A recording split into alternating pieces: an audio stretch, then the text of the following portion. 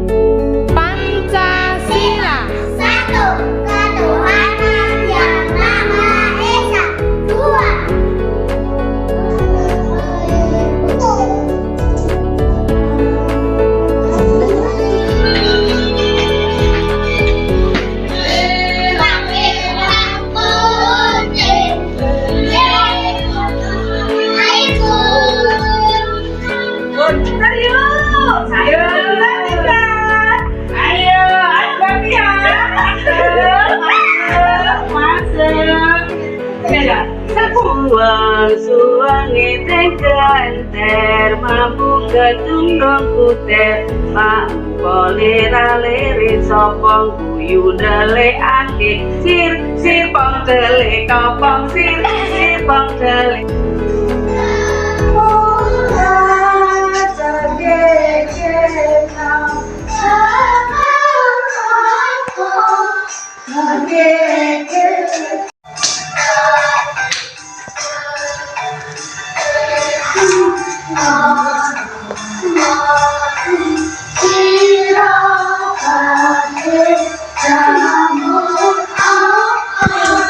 Kendokan pecah-pecah dhuwur pecah ngisor wae prok kendokan pecah-pecah dhuwur pecah ngisor wae.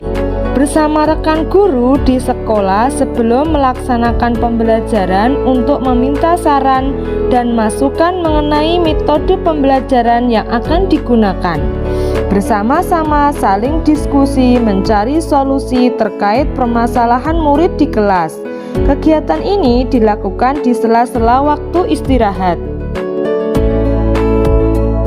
Menjadi coach bagi rekan sejawat atau guru dengan menerapkan nilai berkolaborasi, yaitu berbagi ilmu pembelajaran di masa pandemi, menyusun KBM secara daring dan luring, membuat laporan BDR, juga pembuatan video pembelajaran.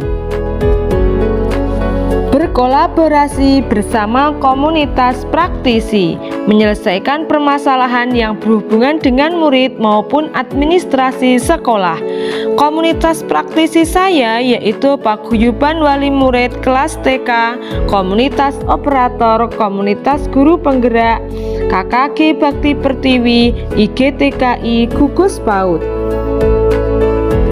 Secara mandiri mengikuti pelatihan sebagai wujud belajar sepanjang hayat untuk mengembangkan kompetensi dan profesional guru baik secara luring maupun daring melalui PKB Guru Belajar. Menyusun rencana pembelajaran secara mandiri yang berpihak kepada murid dengan melakukan inovasi menggunakan permainan yang menyenangkan dan menjadi pemimpin pembelajaran yang mampu berkolaborasi dengan murid dalam pelaksanaan pembelajaran.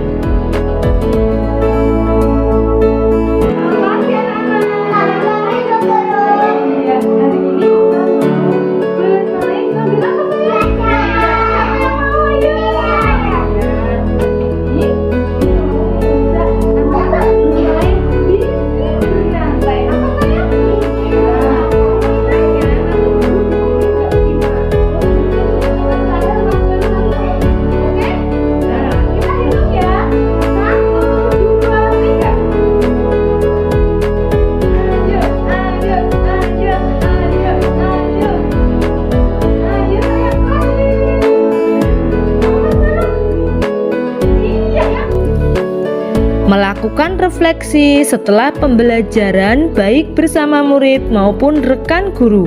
Umpan balik dari murid digunakan untuk tindak lanjut perbaikan pada pembelajaran berikutnya. Sambil bermain, siapa yang suka hari ini? Nah, besok belajarnya seperti ini atau seperti kemarin? Nah, seperti ini. Bagaimana mereka perasaannya? Senang. Terima kasih. Kita itu akan lebih senang, lebih ceria kalau belajar kita sambil apa sayang?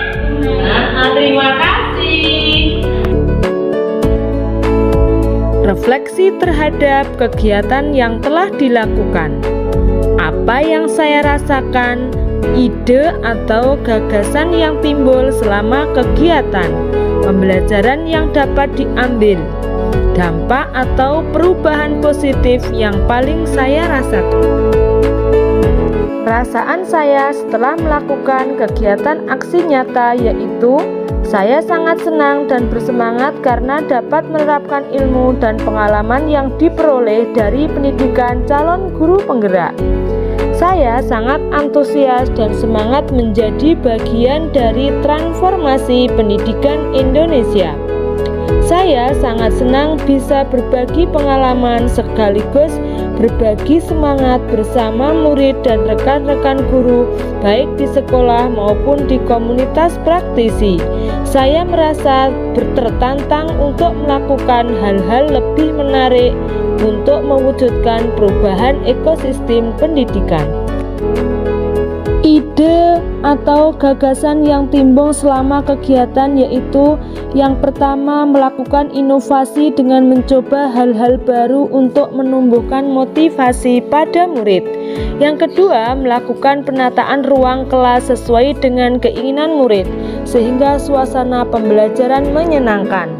3. Selalu melakukan refleksi setelah pembelajaran untuk melakukan perbaikan. 4. Berbagi pengalaman mengajar dengan rekan guru dan komunitas praktisi. 5. Mengikuti lebih banyak pelatihan secara mandiri. 6. Lebih aktif dalam kegiatan komunitas praktisi. Pembelajaran yang diambil dari kegiatan aksi nyata yaitu yang pertama, pembelajaran dengan menggunakan metode permainan. Membuat murid antusias, senang, dan mampu meningkatkan motivasi dalam belajar. 2. Kegiatan berkolaborasi dengan rekan-rekan guru memberikan semangat serta mampu memberikan solusi terkait masalah pembelajaran di kelas, sehingga kegiatan ini perlu dilakukan secara rutin. 3.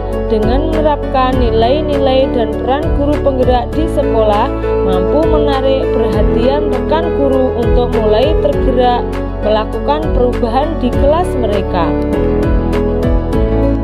Dampak atau perubahan positif yang saya rasakan yaitu yang pertama, murid senang dan bahagia dalam melaksanakan pembelajaran.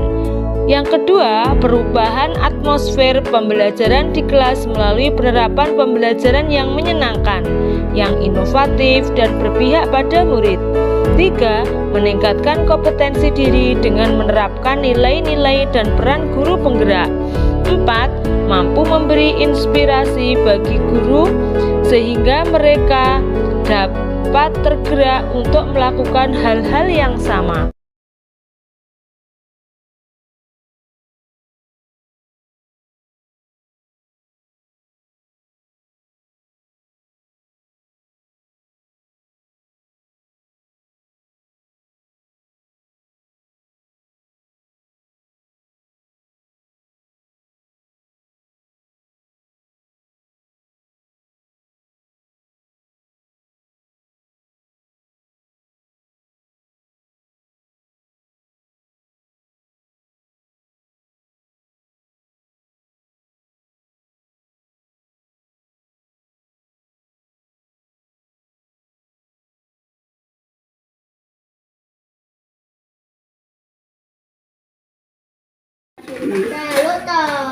Ya, pelan-pelan saja, pelan-pelan saja. Oh, gimana? Pakai yang kecil atau yang besar? Tempatnya tambah Bu, ada ya. Oh, tempatnya. Iya. Bisa atau tidak? Ini. Kumpul. Ayo. Iya, boleh pakai yang mana, sayang? Jauh, ayo. Coba. Mas Nanta, tangannya. Coba. Tangan ini pakainya.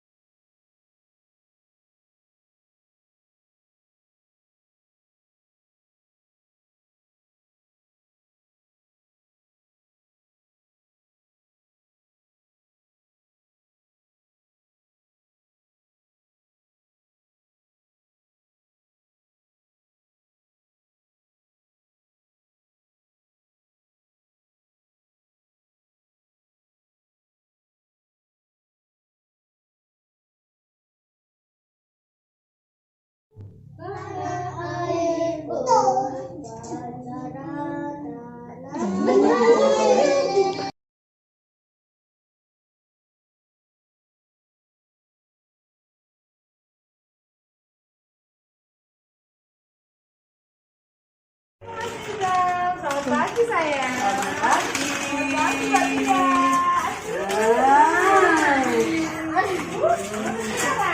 Kalinya belum. Bismillahirrahmanirrahim. Assalamualaikum warahmatullahi wabarakatuh. Waalaikumsalam warahmatullahi wabarakatuh. Alhamdulillahirabbil alamin. Wassalatu wassalamu ala asrofil anbiya'i wal mursalin wa ala alihi washabihi ajmain. Amma ba'du. Yang terhormat Ibu Ketua Gugus 02 Bakti Berdiri, yang saya hormati ibu-ibu guru TK se-Gugus 02 Bakti Berdiri. Pertama-tama marilah kita panjatkan puji syukur kehadirat Allah Subhanahu wa taala yang telah melimpahkan rahmat, taufik, hidayah serta inayahnya kepada kita semua, sehingga pada pagi hari ini kita dapat berkumpul dalam keadaan sehat walafiat. Salawat serta salam semoga tetap tercurahkan kepada junjungan kita Nabi besar Nabi Muhammad Sallallahu Alaihi Wasallam. Semoga kelak kita di yaumil kiamah mendapat syafaatnya. Amin amin ya rabbal alamin.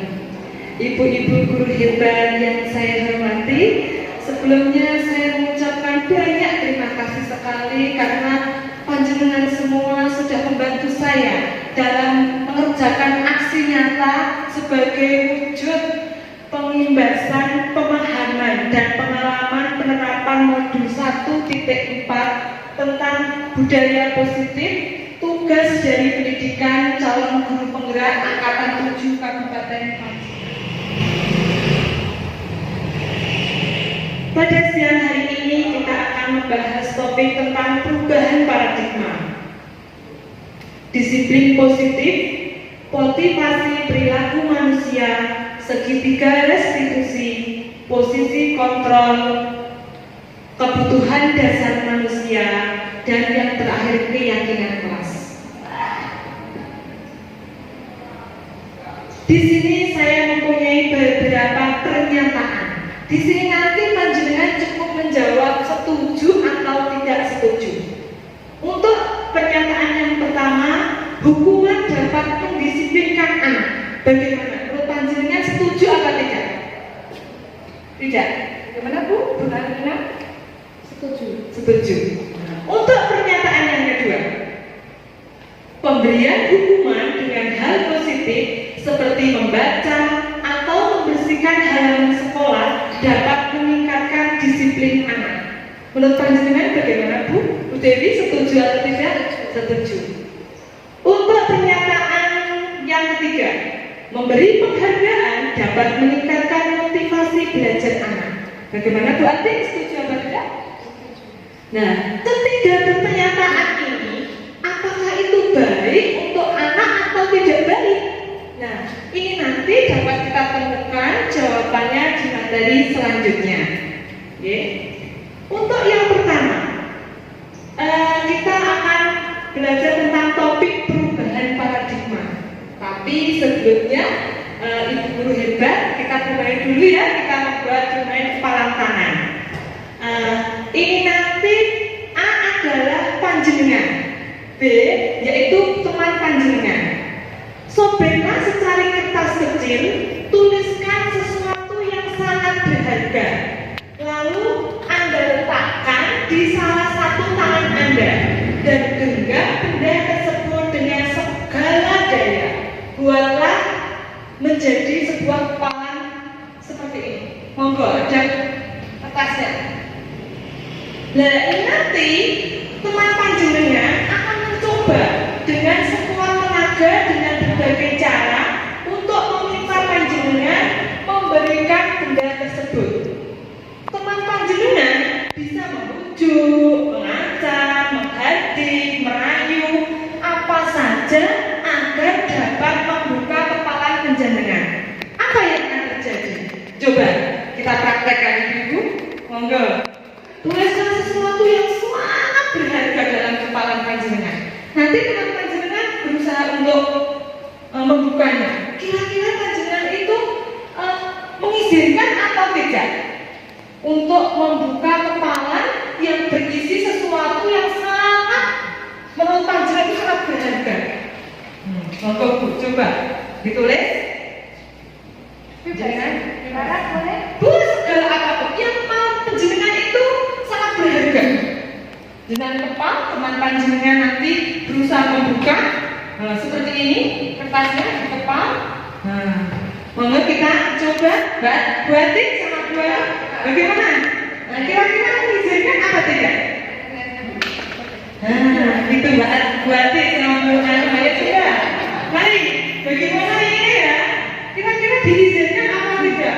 Sesuatu yang berharga itu dibuka oleh teman panjenengan. Ayo Bu, coba Bu. Ternyata bagaimana? Bagaimana Bu Marina? Apakah diizinkan? Kalau untuk saya tidak, Bu, karena hal yang itu boleh dilakukan sekarang. Karena Tidak perlu ya. karena saya punya sangat berharga sekali bagi hidup saya. Jadi saya tidak boleh untuk siapapun membukanya. Iya, terima kasih. Tepuk tangan untuk Bu Marina. Betul sekali. Tadi Bu Marina itu menjawabnya akan dipertahankan dengan sekuat tenaga, tidak diizinkan temannya. Ini tadi berhubungan dengan perubahan paradigma teori kontrol, ilusi kontrol. Dalam ilusi kita, dalam bayangan kita, ilusi itu apa? Ilusi itu adalah bayangan. Dalam ilusi kita, dalam bayangan kita sebagai seorang guru itu mampu mengontrol murid. Dalam ilusi kita, dalam bayangan kita, bahwa kritik dan membuat orang yang merasa bersalah itu dapat menguatkan karakter murid. Dalam ilusi kita, dalam bayangan kita, bahwa semua penguatan positif, efektif, dan bermanfaat. Ilusi kita, bayangan kita, bahwa orang dewasa, kita sebagai guru, itu memiliki hak untuk memaksa. Itu menurut teori kontrol, bahwa kita itu sebagai guru mampu mengontrol murid. Kita memberikan kritikan kepada murid agar anak itu menguatkan karakter anak. Tapi itu semua keliru. Ternyata itu hanya ilusi. Itu adalah hanya bayangan.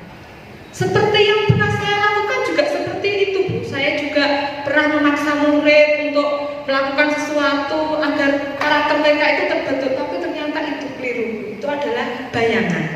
Nah, ini adalah perubahan paradigma stimulus respon dan teori kontrol. Nah, dalam stimulus respon kita mencoba mengubah orang agar berpandangan sama dengan kita.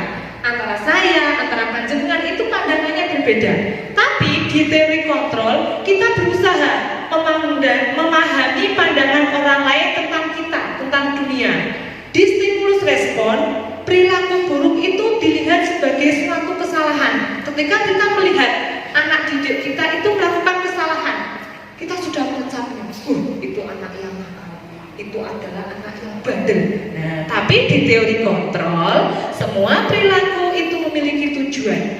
Nah, dalam stimulus respon, orang lain itu bisa mengontrol saya, tapi Anda Anda tidak bisa mengontrol orang lain.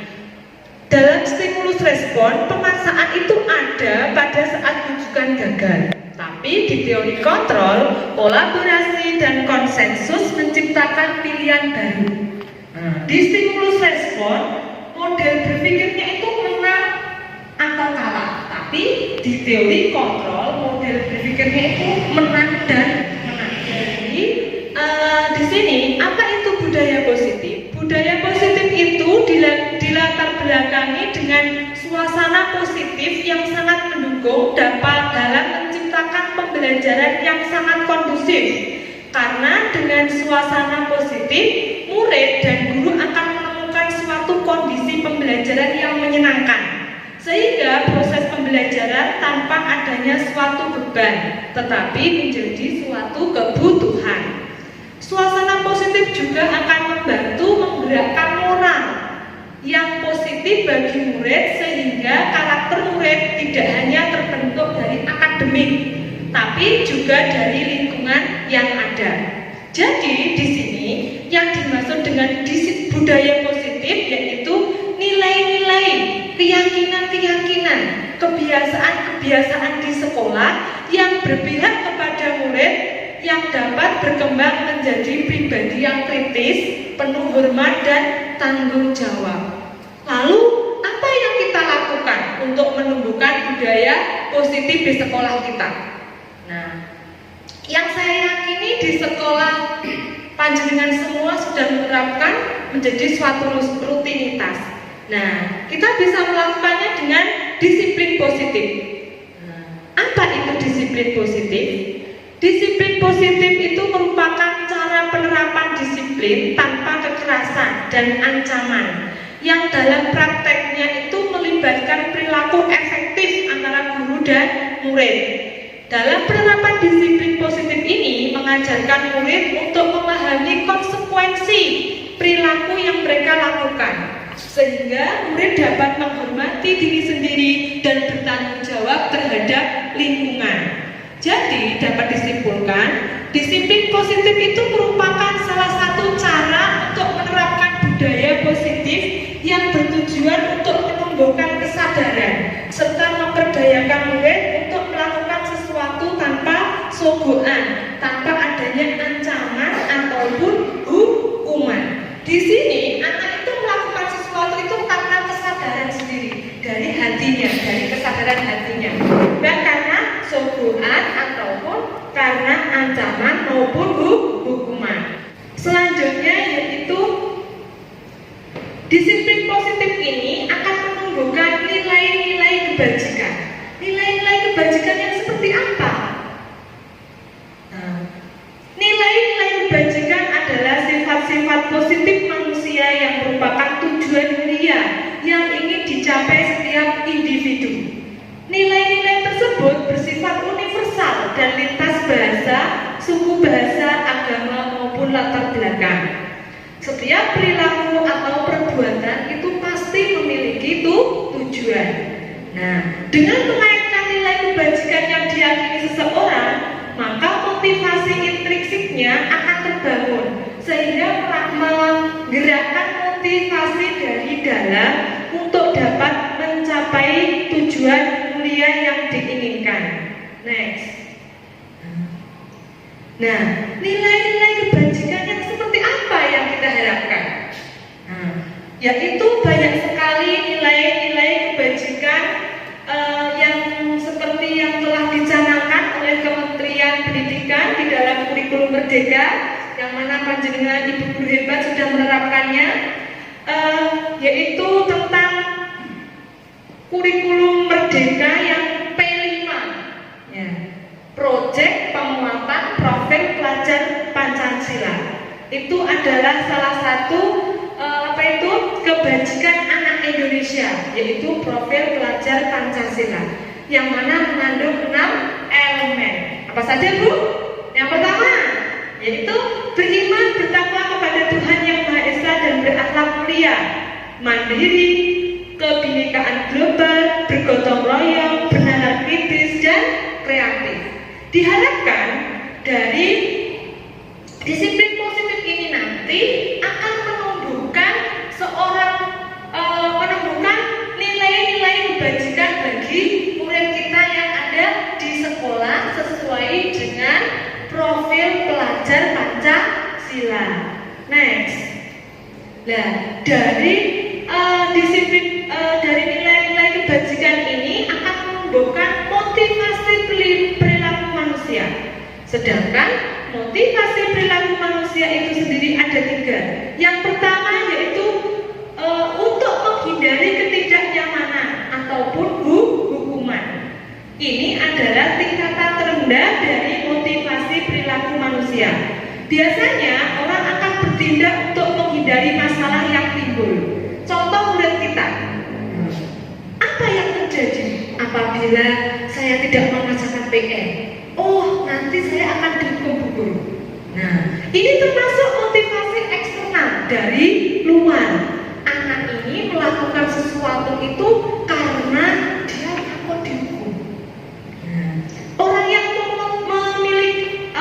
memotivasi ini akan bertanya, apa yang akan terjadi apabila saya tidak melakukannya? Seperti contoh, apa yang terjadi apabila saya tidak mengerjakan PR? Nah, itu motivasi yang pertama. Yang kedua yaitu untuk mendapatkan imbalan ataupun penghargaan dari orang lain. Nah, ini adalah tingkat motivasi orang agar berperilaku untuk mendapatkan imbalan atau penghargaan dari orang lain. Orang dengan motivasi ini akan bertanya, apa yang akan saya dapatkan apabila saya melakukannya? Contoh, nanti murid kita ini, nanti saya akan berangkat pagi, pasti guru akan memberikan saya suatu penghargaan bintang misalnya. Nah, anak ini termasuk dalam motivasi eksternal dari luar, karena dia melakukan sesuatu itu mengharapkan imbalan dari ibu gurunya. Apa yang terjadi apabila saya tadi berangkat pagi misalnya? Lanjut untuk yang ketiga.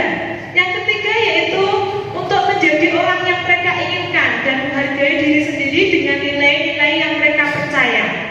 Mereka melakukannya sesuatu itu dengan nilai-nilai yang mereka yakini dan hargai. Dan mereka itu melakukannya itu karena mereka ingin melakukan nilai-nilai tersebut sesuai dengan kehendak hatinya, yaitu sesuai dari motivasi internal, bukan lagi eksternal. Dan orang yang memiliki motivasi ini akan bertanya, akan terjadi apa, saya seperti apa apabila saya melakukannya. Nah, dari tujuan disiplin positif ini adalah tujuannya untuk menanamkan motivasi. Nah, dari 3 itu nomor yang 3 merupakan yang kita harapkan, yaitu kepada murid-murid kita untuk menjadi orang yang mereka inginkan dan mereka menghargai dirinya sendiri dengan nilai-nilai yang mereka percaya, bukan takut karena hukuman ataupun menginginkan suatu penghargaan dari gurunya. Selanjutnya, bentuk disiplin seperti apa yang kita terapkan kepada murid-murid kita? Yaitu disiplin positif ini dapat kita terapkan melalui keyakinan kelas. Apa itu keyakinan kelas? Kenapa harus keyakinan kelas? Tidak ada, kenapa tidak peraturan kelas saja? Next. Di sini saya mempunyai 2 pertanyaan. Next. Yang pertama yaitu mengapa kita memiliki peraturan harus menggunakan helm bila mengemudi roda 2? Ada nilai apa? Apakah hanya takut ditilang oleh polisi atau ada nilai yang mana itu nilai tersebut kita yakini? Tentu untuk apa, Bu? Bila terjadi suatu kecelakaan. Iya, betul sekali. Berarti ada nilai yang mereka nilai yakini untuk menjaga keselamatan. Nah, untuk yang kedua, mengapa kita memiliki peraturan 3M? Menggunakan masker, mencuci tangan, menjaga jarak. Apakah hanya untuk menaati peraturan pemerintah? Tentu panjenengan semua mempunyai nilai yang panjenengan yakini untuk menjaga apa Bu? Kesehatan. Oke. Lanjut. Karena untuk mendukung tumbuhnya motivasi intrinsik, motivasi dari dalam, kembali ke nilai-nilai keyakinan lebih menggerakkan seseorang dibandingkan mengikuti sebagian peraturan tertulis. Bagaimana kita membentuk keyakinan kelas? Banyak sekali caranya. Yang pertama yaitu pernyataan-pernyataannya universal, harus umum. Selanjutnya dibuat dalam bentuk yang positif. Misalnya kita membuat keyakinan buanglah sampah sembarangan. Kita bisa menggantinya dengan buanglah sampah di tempatnya, seperti itu. Terus tidak terlalu banyak sehingga mudah teringat dan dipahami oleh semua warga kelas. Selanjutnya dapat diterapkan di lingkungan tersebut. Semua warga kelas hendaknya berkontribusi dalam pembuatan keyakinan lewat keyakinan curah pendapat. Nah, ini saya mempunyai beberapa pengalaman dalam saya menerapkan keyakinan kelas. Tapi kita lanjutkan ya Bu. Kita nanti bisa lihat videonya. Selanjutnya, dengan menyepakati keyakinan bersama, murid diharapkan mewujudkan motivasi intrinsiknya, tidak lagi motivasi eksternal dari luar, seperti dengan pemberian penghargaan. Mengapa? Hal ini karena murid akan dihukum dengan penghargaan. Ya, diberi penghargaan kok menghukum murid? Mesti bertanya-tanya dulu. Diberi penghargaan kok bisa menghukum murid? Karena penghargaan itu dapat menurunkan kualitas murid. Jadi murid itu melakukan sesuatu itu bukan karena dia itu benar-benar berkualitas, tapi dia itu hanya mengharapkan imbalan penghargaan. Untuk yang kedua, suatu penghargaan itu dapat mematikan kreativitas anak dan mengurangi motivasi intrinsiknya. Nah, kenapa kita tidak memberikan hukuman kepada anak? Karena hukuman itu merupakan sesuatu yang menyakitkan apabila harus terjadi dan membuat anak ini akan sakit baik secara fisik maupun hatinya dalam jangka waktu yang lama. Nah, hukuman ini akan membuat anak itu membenci kedisiplinan dan mereka itu melakukan sesuatu itu karena keterpaksaan. Nah, dalam konsep ini hukuman itu dapat menyakiti diri anak. Nah, dan itu merupakan konsep diri yang buruk. Di sini anak akan belajar untuk menyembunyikan kesalahannya karena takut dihukum Bu. Dia itu menyembunyikan kesalahannya itu, saya diam saja, saya takut dihukum Bu. Nah, ini anak ini akan merasa marah, merasa bersalah dan dipermalukan, juga merasa tak dihargai. Sedangkan konsekuensi itu merupakan sesuatu yang terjadi membuat anak merasa tidak nyaman dalam jangka waktu pendek. Nah, anak akan menghargai sebuah kedisiplinan. Ini termasuk dalam teori stimulus tanggapan, mendorong anak agar mudah menyesuaikan diri. Anak akan belajar untuk mematuhi peraturan. Nah, konsekuensi ini merupakan masuk dalam konsep diri yang baik. Tetapi anak akan kehilangan hak, tidak nyaman, dan diasingkan untuk sementara. Selanjutnya yaitu apa itu restitusi? Ini selama saya kuliah saya belum pernah Bu untuk mendapatkan materi tentang restitusi, tapi dalam pendidikan guru penggerak alhamdulillah dapat pengalaman tentang restitusi. Nah, apa itu restitusi? Restitusi itu adalah proses menciptakan kondisi baik murid, proses menciptakan kondisi bagi murid untuk memperbaiki kesalahan mereka, sehingga mereka itu kembali pada kelompok mereka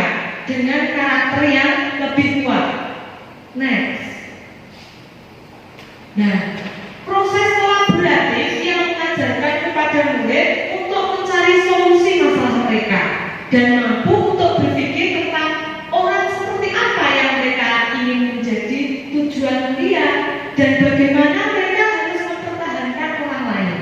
Dan sedangkan ciri-ciri restitusi yaitu restitusi itu bukan untuk mencari kesalahan, namun untuk belajar dari kesalahan dan untuk memperbaiki hubungan. Juga restitusi itu sebuah tawaran guru kepada muridnya, tapi bukan paksaan. Restitusi menuntut untuk melihat ke dalam diri. Restitusi mencari kebutuhan yang mendasari tindakan. Restitusi diri adalah prinsip yang paling baik. Restitusi fokus dalam karakter, bukan tindakan. Restitusi fokus pada solusi. Restitusi mengembalikan murid yang berbuat salah kepada kelompoknya.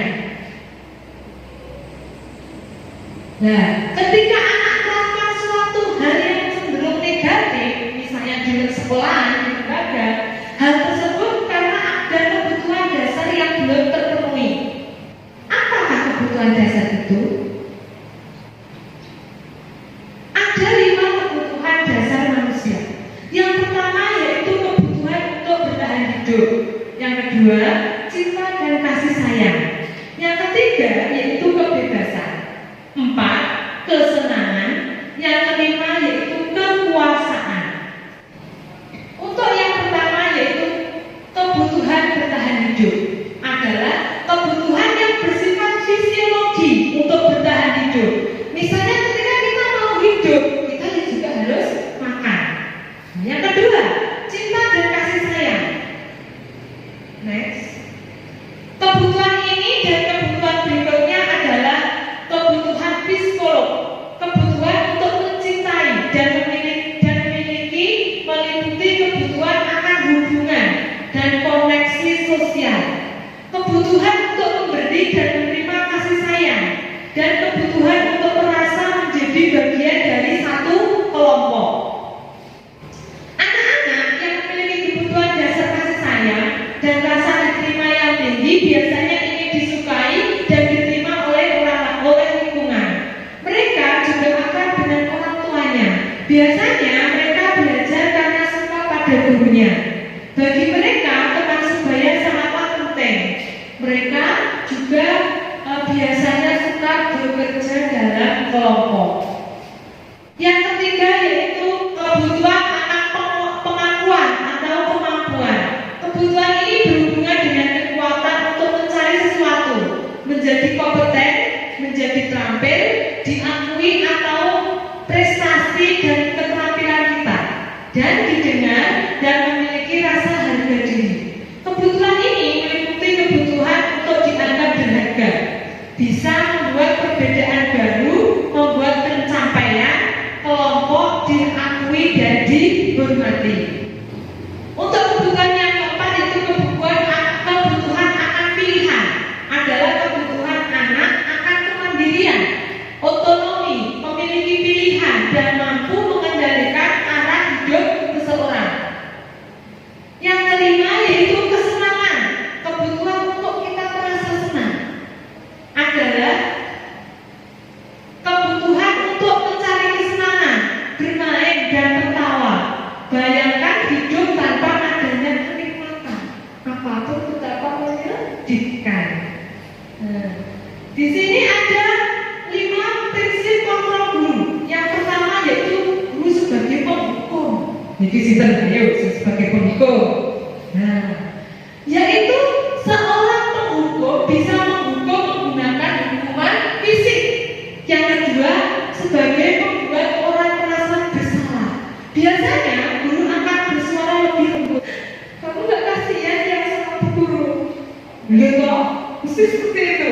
Nah, saya pun juga seperti itu. Nanti anak-anak dengan kita seperti itu, dia akan merasa bersalah. Ya bu, nggak jadi. Untuk yang ketiga itu sebagai teman. Guru pada posisi ini tidak akan menyakiti murid, namun akan tetap berupaya mengontrol murid melalui persuasi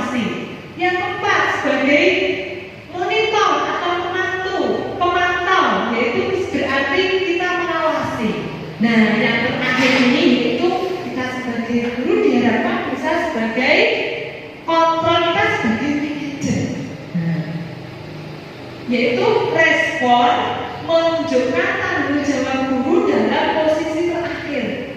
Nah, manajer adalah posisi mentor, di mana guru berbuat sesuatu bersama dengan murid, mempersilahkan murid mempertanggungjawabkan perilakunya, mendukung murid agar dapat menemukan solusi atas permasalahannya. Selanjutnya yaitu tentang segitiga restitusi. Segitiga restitusi merupakan proses dialog yang dijalankan oleh guru atau orang tua agar dapat menghasilkan murid yang mandiri dan bertanggung jawab. Segitiga itu kan mempunyai 3 sisi ya Bu. Next. Yang pertama yaitu yang di bawah. Next. Menstabilkan identitas. Di sini setiap orang pasti pernah melakukan kesalahan. Tidak hanya murid, saya guru pun juga kita semua pernah melakukan kesalahan. Kamu bukan satu-satunya yang melakukan kesalahan ini. Nah, yang kedua, sisi kedua yaitu validasi kebutuhan. Kamu tentu punya alasan mengapa melakukan itu. Adakah cara yang lebih efektif untuk mendapatkan apa yang kamu butuhkan? Nah, untuk yang terakhir yaitu sisi yang terakhir, menyatukan keyakinan. Kita bisa menanyakan nilai-nilai apa yang telah kita sepakati. Kamu ingin menjadi orang yang seperti apa? Nah, dari penerapan segitiga restitusi dalam posisivitas guru sebagai manajer diharapkan menjadi murid secara pribadi membuka wawasan murid agar dapat menyelesaikan permasalahannya sendiri secara mandiri dan bertanggung jawab. Alhamdulillah, itu tadi materi kita. Assalamualaikum warahmatullahi wabarakatuh. Waalaikumsalam. Untuk Purwati, saya tadi masih belum paham tentang restitusi. Apakah mungkin bisa diberikan contoh yang lebih nyata biar saya dan teman-teman bisa lebih Bu Dewi mau bertanya? mengerti. Terima kasih Dewi.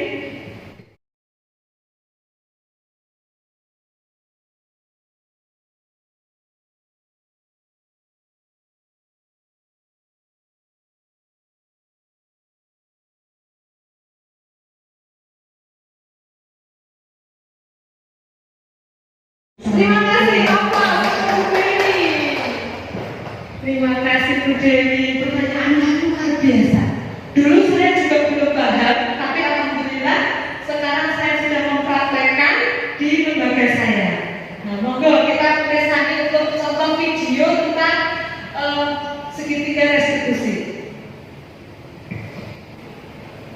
Saya mempraktekannya di lembaga saya. Mohon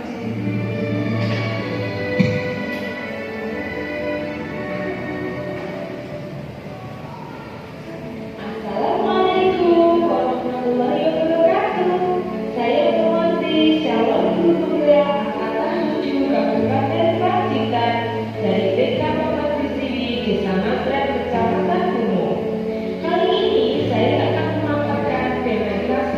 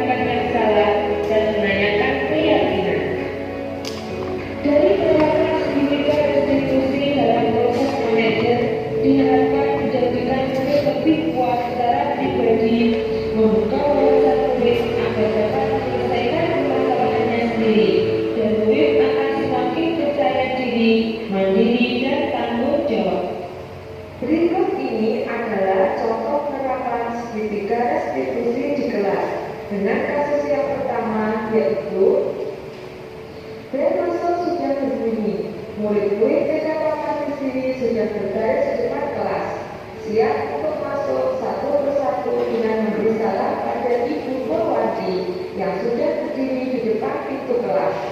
Setelah berdoa, pelajaran akan segera dimulai.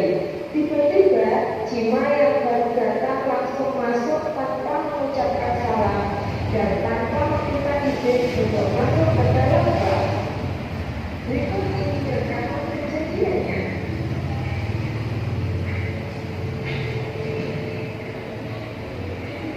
Namanya kecil dulu.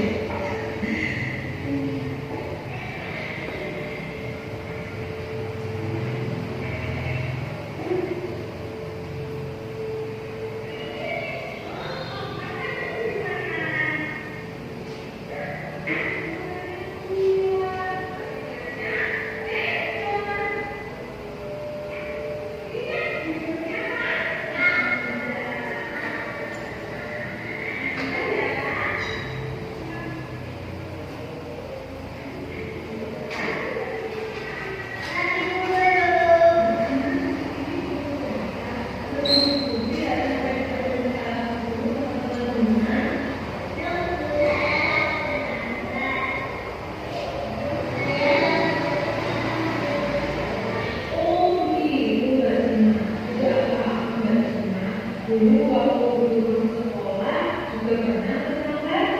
Teman-teman sekolah itu adalah dari yang cerdas, tapi bisa belum berhentinya. Ya Bu. Bagaimana? Tahu kan? Alasannya kenapa Mbak Sima dikatakan terlambat? Kenapa Mbak Sima? Saya menyakiti sampai lalu salah terjadi.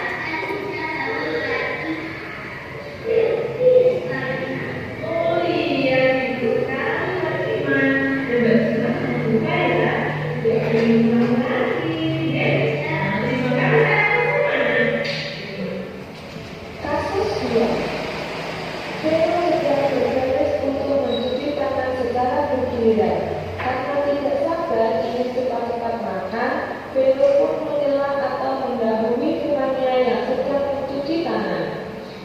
Bubur melihat kejadian tersebut dan meminta Vero untuk kembali ke tempatnya sesuai dengan antriannya. Kemudian, Bubur mengajak Vero untuk melakukan restitusi.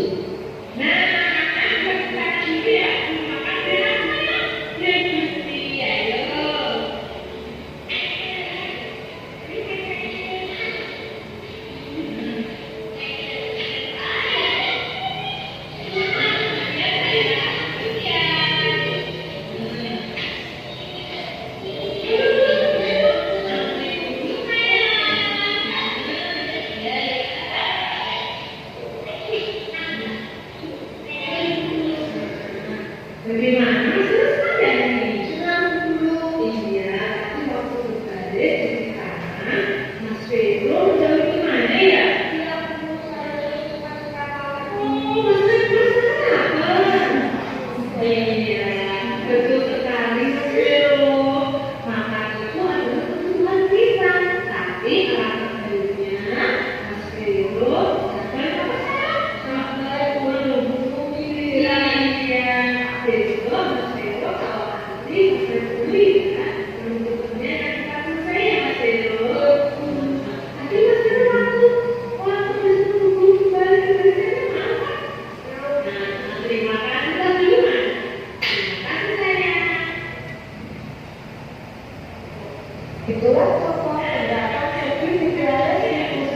di kelas saya.